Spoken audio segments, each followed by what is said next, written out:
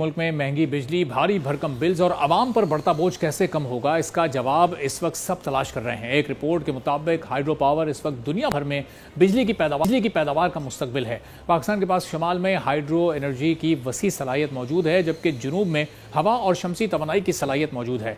Economic survey of Pakistan के मुताबिक पाकिस्तान पानी से बिजली पैदा करने के जराए से माला माल है और हाइड्रो यानी पानी से बिजली पैदा करने की सलाहियत 60,000 मेगावाट है। हुकूमत ने 2030 तक हाइडल शेयर का 60% हदफ मुकर्रर किया है और इससे तकरीबन $100 अरब की सरमायाकारी आएगी, लेकिन इस वक्त पाकिस्तान हाइडल से सिर्फ 16% ही बिजली बना रहा है। इस वक्त पाकिस्तान में हाइड्रो के जो मंसूबे लग चुके हैं उनकी मजमूई इस्तेदाद 10,250 मेगावाट है, जो पाकिस्तान में बिजली के तमाम मौजूदा फंक्शनल जराए का 25% है। इंडस रिवर सिस्टम अथॉरिटी की एक तहकीक के मुताबिक पाकिस्तान हर साल $22 अरब का पानी इस्तेमाल किए बगैर समंदर में फेंक देता है। अगर पाकिस्तान ने पानी जखीरा करने के जराए को जंगी बुनियादों पर ना बढ़ाया तो इसके लिए गंदम, चावल, गन्ना, कपास जैसी फसलों की काश्त के लिए पानी पूरा करना भी मुश्किल हो जाएगा। पाकिस्तान के पानी के जराए में सबसे बड़ा हिस्सा बर्फ और ग्लेशियर्स का है, जो 65 से 75% है, और बारिश का हिस्सा सिर्फ 25 से 35% का है। पाकिस्तान को दरियाओं से सालाना 14.5 करोड़ एकड़ फिट पानी हासिल होता है। इसमें से वो सिर्फ 10% जखीरा करता है, जबकि बाकी समंदर की नज़र कर देता है। जबकि भारत सतलुज, ब्यास और रावी से सालाना 3.2 करोड़ एकड़ फिट हासिल करता है और इसका 35% जखीरा करता है। वर्ल्ड रिसोर्सेज इंस्टीट्यूट की रिपोर्ट के मुताबिक पाकिस्तान का शुमार दुनिया के उन 15 ममालिक में होता है जहाँ पानी की शदीद कमी हो सकती है, जबकि पाकिस्तान सबसे ज़्यादा पानी इस्तेमाल करने वाले ममालिक में चौथे नंबर पर है। पाकिस्तान में बिजली पैदा करने में सबसे ज्यादा हिस्सा थर्मल का है, जो 61% है। थर्मल में तेल, गैस और कोयला वगैरह शामिल हैं।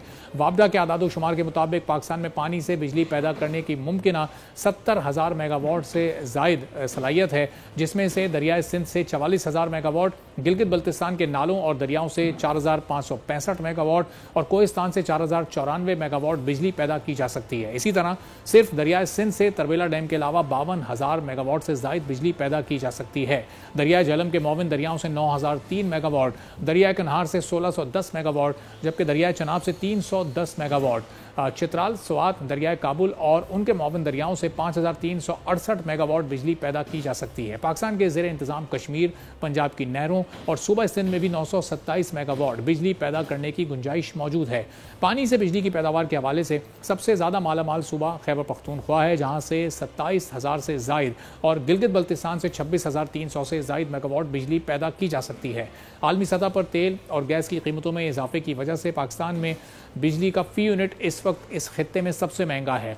हाइड्रो पावर दुनिया भर में बिजली की पैदावार का सबसे सस्ता जरिया तस्वुर किया जाता है। इकनॉमिक सर्वे ऑफ पाकिस्तान के मुताबिक पावर सेक्टर का गर्दिशी कर्जा 2013 में 450 अरब था। सेंट्रल पावर परचेजिंग अथॉरिटी के मुताबिक मार्च 2022 में कर्जा बढ़कर 2.4 खरब रुपए तक पहुंचा, जो पाकिस्तान के कुल GDP का 3.8% था। इस वक्त पावर सेक्टर का गर्दिशी कर्जा 2.8 खरब रुपए से जायद है।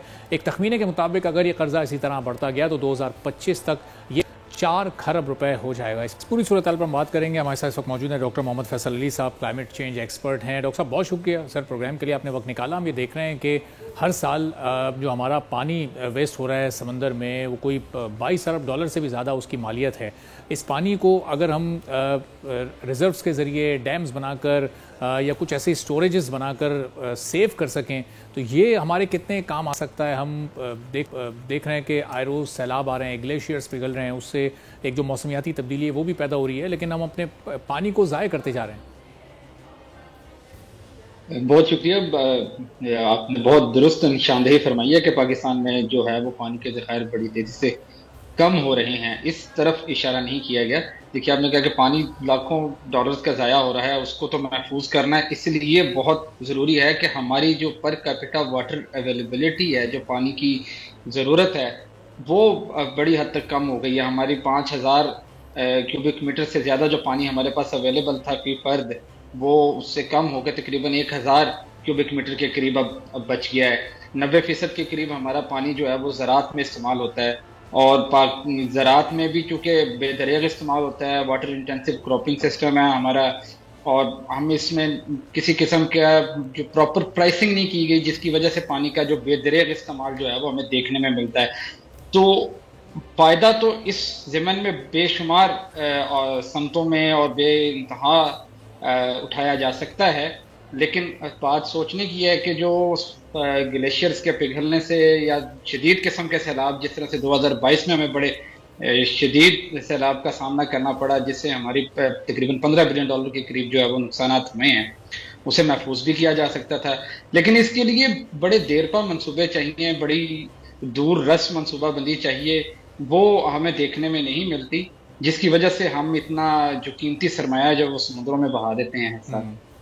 तो डॉक्टर साहब, अब ये मनसूबाबंदी हमें क्यों देखने को नहीं मिल रही है? हम देख रहे हैं कि इस वक्त हमारे यहाँ तवानाई का ही बहरान है, फॉसिल फ्यूल से बिजली बनाना भी क्या इसकी एक वजह है जो इस वक्त हम एक क्लाइमेट चेंज पूरी दुनिया में देख रहे हैं, मौसमियाती तब्दीली जिसका पाकिस्तान इस वक्त बहुत हद तक शिकार है। हमने पिछले 5-10 सालों में कोई ऐसे खास इकदाम नहीं किए कि हम रीन्यूएबल बिजली की तरफ जाते, वो ज़राए ऐसे होते कि वो इस क्लाइमेट चेंज को भी थोड़ा सा बेहतर करते।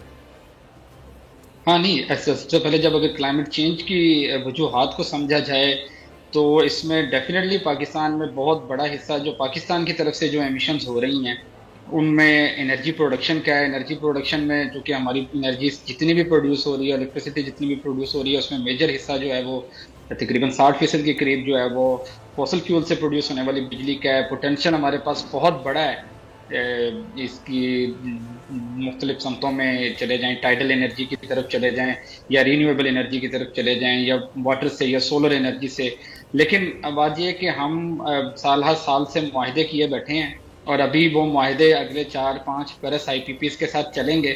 अगर हम इस तरफ शिफ्ट भी हो जाते हैं अभी, जो कि फितरी तौर पर कीमतों के बढ़ने की वजह से और IMF की तरफ से ये तकाजा आने के कि इससे सब्सिडीज को जो है वो ख़त्म किया जाए, लोग ऑटोमेटिकली सोलर एनर्जी की तरफ शिफ्ट हो रहे हैं और अपना जो है वो अपनी कॉस्ट को जो है वो मिनिमाइज कर रहे हैं।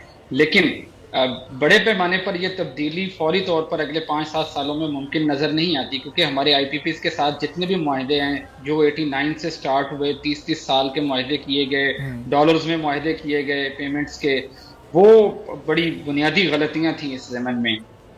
तो वो इस रास्ते में बहुत बड़ी रुकावट है जो फौरी तौर पर रीन्यूएबल एनर्जी की तरफ शिफ्ट के रास्ते में खड़ी हैं। पूरी तरह से पाकिस्तान इस तरफ शिफ्ट नहीं हो रहा। तो 2030 के बाद से अगर ये इस वक्त मनसूबाबंदी कर ली जाती है तो बहुत बड़े पैमाने पे जो है वो हम सोलर एनर्जी की तरफ शिफ्ट होकर अपना बेशुमार सरमाया बचा सकते हैं। सब्सक्राइब करें और बेल दबाएं ताकि कोई खबर रह न जाए।